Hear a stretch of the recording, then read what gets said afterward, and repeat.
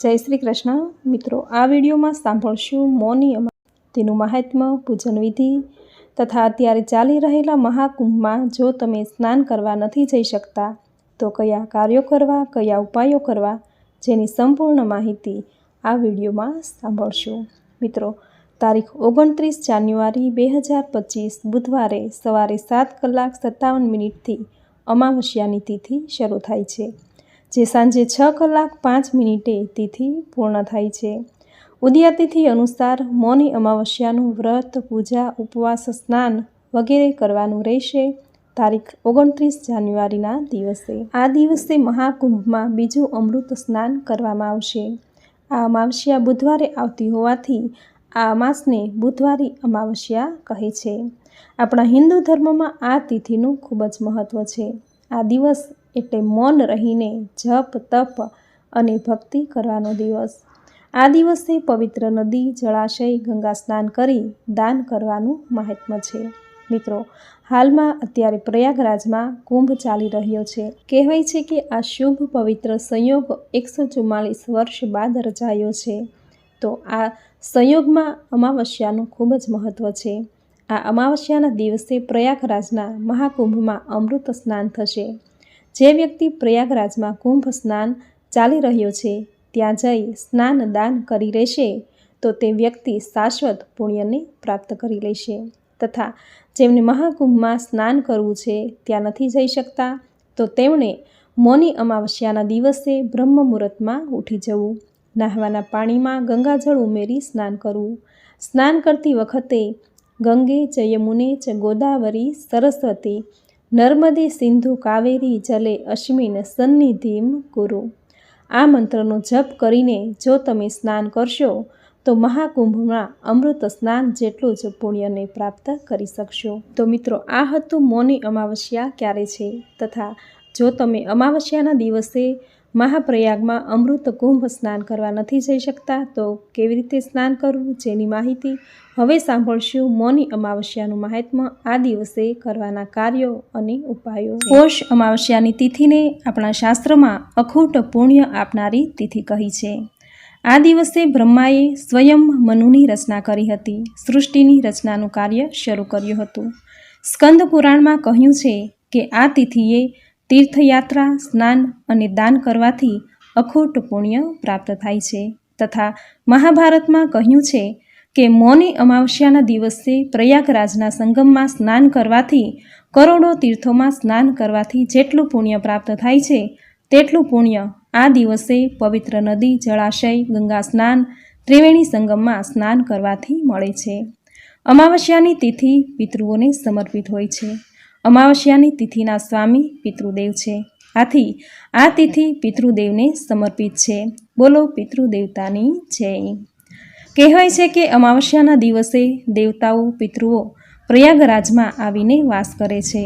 આથી આ દિવસે ગંગા સ્નાન, પવિત્ર જળાશય, તીર્થ સ્નાન કે ત્રિવેણી સંગમમાં સ્નાન કરવાનું ખૂબ જ મહત્વ છે. આ દિવસે સ્નાન, દાન, મંત્ર જપ, પિંડદાન, શ્રાદ્ધ તર્પણ, ભગવાન સૂર્યનારાયણને જળનું અધર્ય આપવું, પીપળાને જળ રેડવું, ભગવાન શ્રી હરિ વિષ્ણુની, ભગવાન શિવની પૂજા કરવી, આટલા કાર્યો અમાવસ્યાની તિથિએ કરવાનું મહાત્મ્ય છે. પોષ માસ એટલે કે પોષણ આપનારો માસ. આથી પોષ માસની અમાવસ્યાના દિવસે કરેલા દરેક કાર્ય જેમ કે સ્નાન, દાન, મંત્ર જપ, પિતૃતર્પણ વગેરે કાર્યમાં પુષ્ટિ પ્રદાન થાય છે.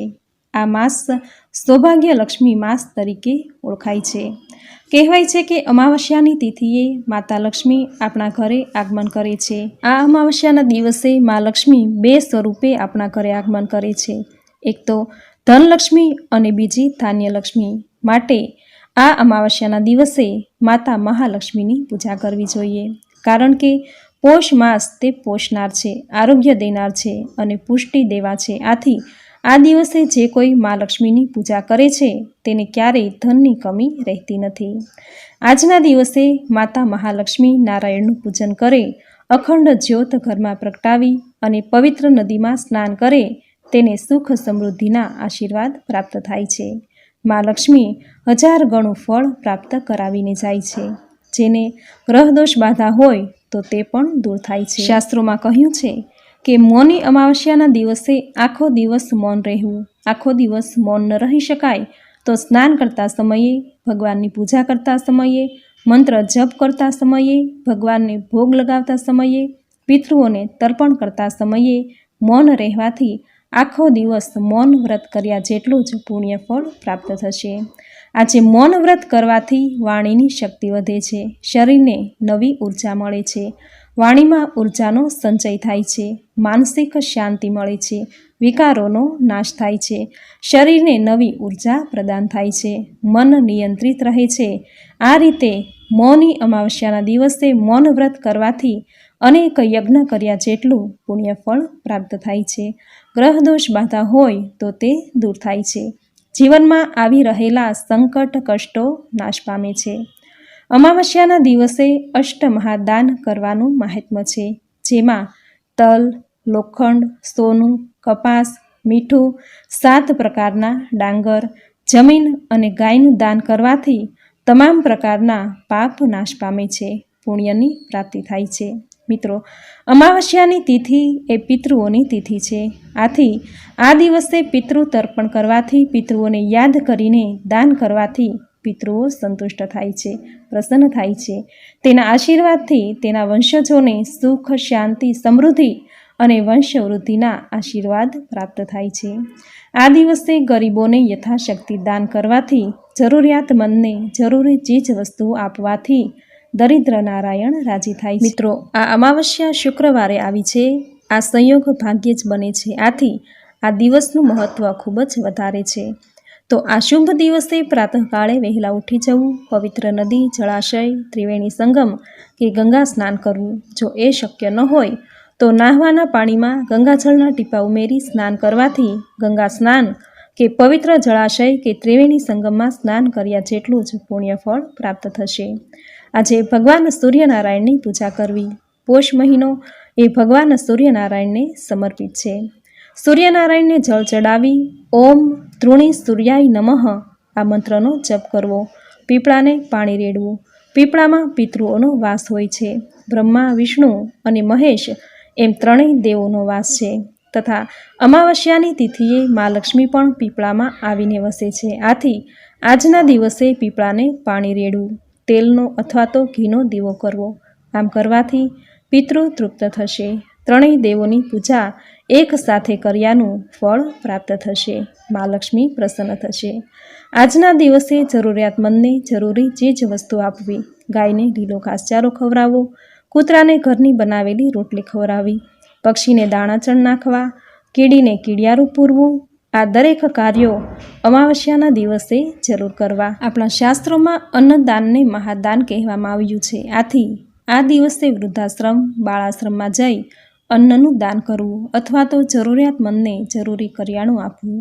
જો કંઈ ન થઈ શકે તો મંદિરે અથવા તો બ્રાહ્મણના ઘરે જઈ કાચા સીધાનું દાન કરવું. અમાવસ્યાના દિવસે કાચા સીધાનું દાન કરવાથી નવગ્રહ દાન કર્યાનું પુણ્ય પ્રાપ્ત થાય છે. કાચા સીધાનું દાન એટલે કે નવગ્રહોનું દાન.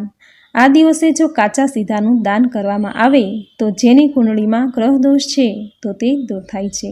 મિત્રો, આપણા પૂર્વજો પાસે પૂજા પાઠ, મંત્ર જપ, હોમ હવન કરવાનો સમય ન હતો, કારણ કે તે ખેતી પ્રધાન હતા. આથી આપણા પૂર્વજો દર અમાવસ્યાના દિવસે બ્રાહ્મણના ઘરે અથવા તો મંદિરે જઈ કાચા સીધાનું દાન કરતા, જે કરવાથી ગ્રહ દોષ બાધા દૂર થાય છે. મિત્રો, અમાવસ્યાની તિથિએ નકારાત્મક શક્તિ હાવી હોય છે. આથી આ દિવસે અમુક એવા કાર્યો ન કરવા જોઈએ, જેમ કે અમાવસ્યાના દિવસે ક્રોધ કરવો, કોઈની સાથે ઝઘડો કરવો, કોઈનું મન દુભાય તેવું વચન ન બોલવું, ઘરમાં શાંતિનો માહોલ રાખવો.